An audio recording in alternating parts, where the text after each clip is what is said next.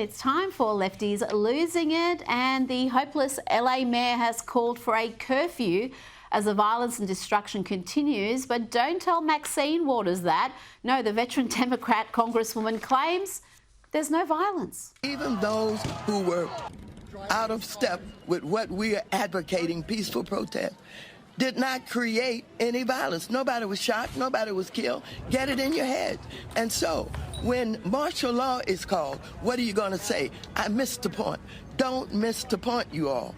Don't think that somehow, because they called out the National Guard, there was violence. There was no violence. I was on the street. I know. And I went from downtown detention back out into the community, talking to people what happened in Paramount, what happened in Compton, what happened in Inglewood. So, first of all, get it straight. And don't just rely on what you're being told or the few incidents that you saw. Yeah, no violence, y'all. Just believe Maxine Waters. Don't believe your lying eyes. Meanwhile, Nancy Pelosi is wondering whether all the violence and arson is the work of mysterious anarchists, or is it just the exuberance of the moment? When there is a gathering, a large gathering of people, the anarchists see it as an opportunity and they move in. So always have to be careful whether you see a burned car or broken window or whatever it is. It may be the exuberance of the moment, but it may be the anarchist setting in. Exuberance of the moment. Unbelievable. But the lies did not stop there from Nancy. She also said this earlier today, and what you're about to hear is the opposite of what actually happened on January 6th. You know, the only riot in the past decade the Democrats haven't loved. On January 6th, with violence against the Constitution, against the Congress, and against the United States Capitol, we begged the President of the United States to send in the National Guard. He would not do it. Not only would he not do it, when law enforcement people were being harmed, some later died, he would not send it in. Where does one start? No, Nancy did not request the National Guard. It was Donald Trump who urged their use. It was Nancy Pelosi, who was Speaker then, who ignored that urging and ignored the desperate calls of the Capitol Police Chief, who wanted backup. And of course, no cops were killed on January 6th or because of January 6th. All these people do is lie. And these protests, these riots are spreading to other Democrat strongholds like New York, Chicago, San Francisco. Let's see this interaction in New York, and doesn't this sum up the anti-Trump left? Watch these two white protesters mock a black woman who just wants to go to work to feed her kids. I don't care. I know, and these people are having their children taken. But what about my kids? Look at this. And what happens to my kids? I can't help it. This is what but you can if you could just move out the way. We're not going to. How is this a peaceful protest if there's nothing to do? Not only do they ignore her pleas and lecture her that this is peace as they block the roads, they then laugh at her for wanting to go to work. How do you all as white people feel about stopping a black woman from going to work? Oh no, not work. I care so much. So you don't care about stopping black people from going to work? And this is what immigrant voters really think about Donald Trump's immigration and deportation policy. Take it away, CNN. Immigrant citizens, immigrant voters, foreign-born voters have gone tremendously to the right on this issue in 2024 and 2025 versus where they were in 2020. Closest to or trust more in immigration. You go back to 2020. Democrats, get this, held a 32-point lead on this issue. Immigrant voters were in the Democratic camp. Jump forward to 2024, 2025. Look at that shift, a 40-point shift to the right among immigrant voters. Republicans now lead on this issue by 8 points over Democrats, more so than any other group that I could find. The group of voters who became more hawkish on immigration were in fact immigrants themselves, immigrants who are registered to vote in this country. And those immigrant voters are becoming increasingly pro-Trump, despite the non-stop lies and hysteria from the media painting Trump as some sort of racist. There is no block of voters that shifted more to the right from 2020 to 2024 than immigrant voters, and Donald Trump, at least in some surveys, actually won that vote. On average, it's about equal. So there may be all this stuff, right, about undocumented immigrants and Trump being harsh on them, but immigrant voters themselves have increasingly liked Donald Trump and have increasingly moved to the right on immigration into the Republican camp. Joining me now is Sky News contributor Tina McQueen. Tina, no group of voters has more strongly moved into the Trump camp than immigrants, legal immigrants, and that's something that would blow the mind of the average political pundit. Yeah, exactly right. Look, most of these legal immigrants have left countries where they're fearful of gangs, of, turmoil. So they're very protective of their status in America and are very reluctant and do not want these violent thugs, illegal thugs from other countries entering at all. And one of the reasons for Trump having such strong backing on this issue from immigrants is that their view of illegal immigrants has changed markedly, really shifted dramatically in a few years. Let's have a look at that data. How immigrant citizens, voters, feel about people in the country illegally. Yeah, and this is where it all kind of comes together, Kate Baldwin. Look at this.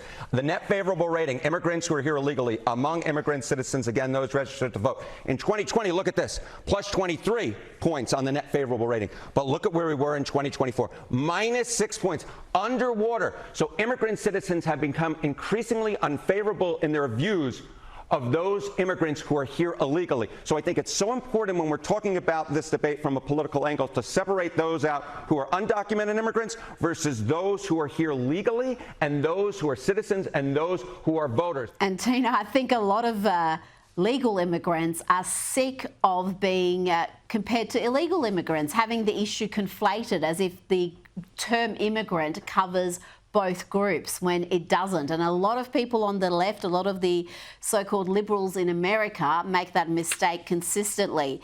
Now, Gavin Newsom, the governor of California, claimed today that Donald Trump has not called him, not even left a voicemail. He also said Americans should be alarmed that a president deploying Marines onto our streets doesn't even know who he's talking to. That's what Newsom claimed. That prompted Donald Trump to show the receipts. He said the first call to Gavin Newsom was not picked up. The second call Gavin picked up. We spoke for 16 minutes. I told him to essentially, quote, and this is quoting the president, get his ass in gear and stop the riots, which were out of control more than anything else. This shows what a liar he is. Said I never called. So here is the evidence. And here is the call log that the president sent me from his phone. This was June the 7th. Oh, there's so much to unpack there, but let's start off with, how does the governor forget a 16-minute phone call with the president? Oh, look, he's got selective memory. It's just ridiculous. And what disgusts me more about Gavin Newsom, he is such a liar. Today I watched that speech that he tried to put out, but there were so many technical difficulties. He said that Trump was holding a military parade for his birthday on June the 14th. Absolutely, so deceptive. It's the US Army's 250th birthday on June the 15th. It's also Flag Day that has been celebrated since 1777. I can't believe that Newsom gets away with this. He's a deceptive liar trying to damage Trump, and this has to be called out consistently. Oh, absolutely. And I think a lot of people see this as a big win for Gavin Newsom, that all the lefties in California are going to band around backing him and he'll again be the favourite to be the next Democrat presidential candidate. But I can't see how he's going to win holding these positions. He is just going radically left again after showing signs of moderating. Now, I played earlier Maxine Waters, Congresswoman Maxine Waters, claiming that there is no violence or lawlessness during these protests. Don't think that somehow, because they called out the National Guard, there was violence. There was no violence. I was on the street. I know. Get it straight. And don't just rely on what you're being told or the few incidents that you saw. There was no violence.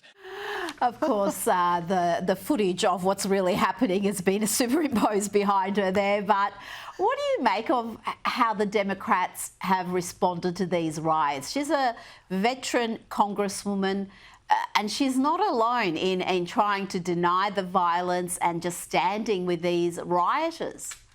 Look, they're delusional. And I think going back to the Black Lives Matter movement and the George Floyd, I think they think it worked for them then when there was such an anti-Trump feelings. It's not working now. People are waking up to it. They don't want violence in their cities. And the normal American just looks at them, scratches their head, think, what are you going on about? Turn the television on, look at the vision. It's absolutely insane that they continue to say that these are peaceful protests. It's unbelievable, Rita. Well, we know they're not peaceful because even the Democrat mayor of LA has now instituted a curfew. So they don't do that lightly, but she said that there's just so much violence and lawlessness, so many shops being looted, so much damage being done to property that she's had to take this action. Now, earlier today, President Donald Trump... Rita, it's a shame it took her 5 days to instill that though. Well, exactly, because she was amongst the head in the sand crew in claiming that, there was nothing to see here and Donald Trump was overreacting, calling the National Guard in.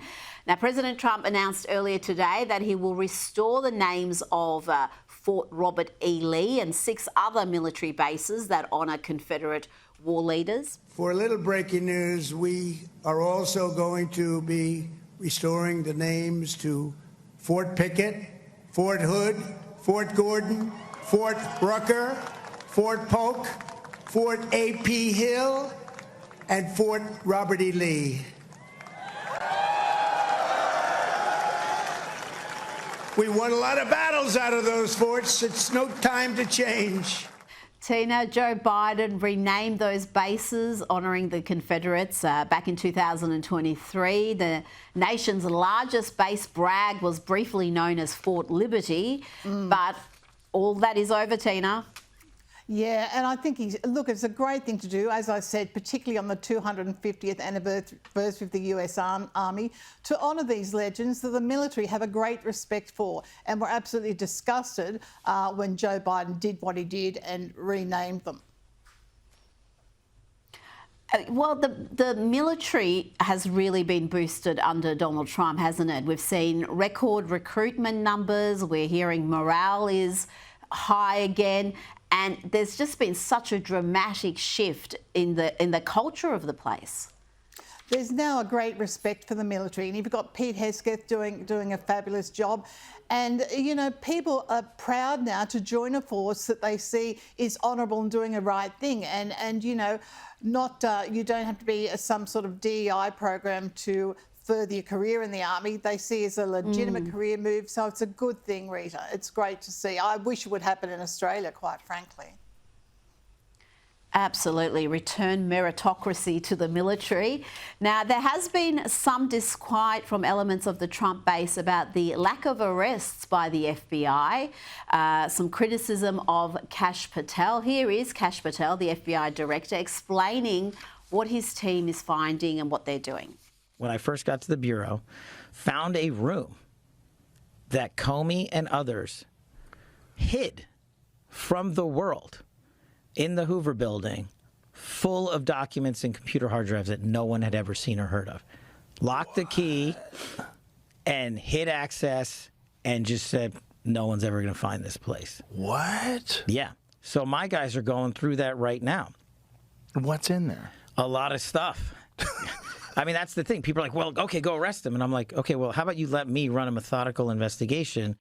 This is going to take time, Tina, and that's if they find evidence of criminality. You would think whoever's been guilty there has had plenty of time to destroy the evidence. They knew there was going to be a change in administration.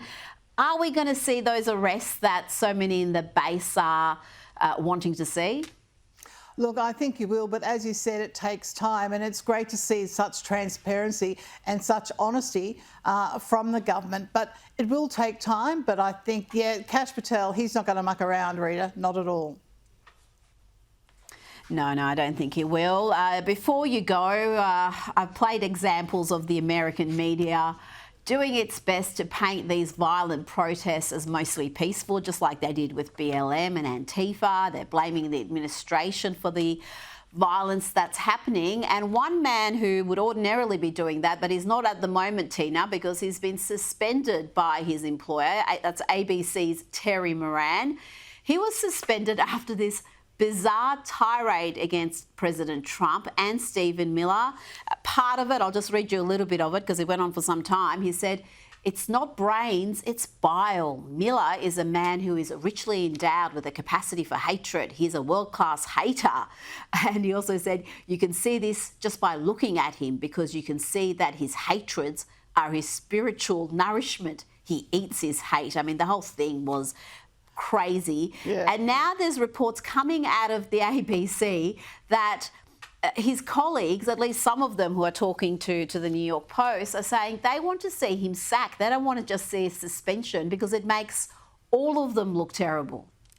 Well, not only that, it's cost ABC millions of dollars. So presenters are now going to tread more carefully regarding Trump. They don't want to cost their jobs and television stations any more money. But yeah, I think they are calling for his sack, and hopefully he will be sacked and taught a lesson. And it was only a few weeks ago that he got a one-on-one interview with Donald Trump. So how quickly things change. Tina McQueen, thank you so much for your time tonight. Thanks, Rita.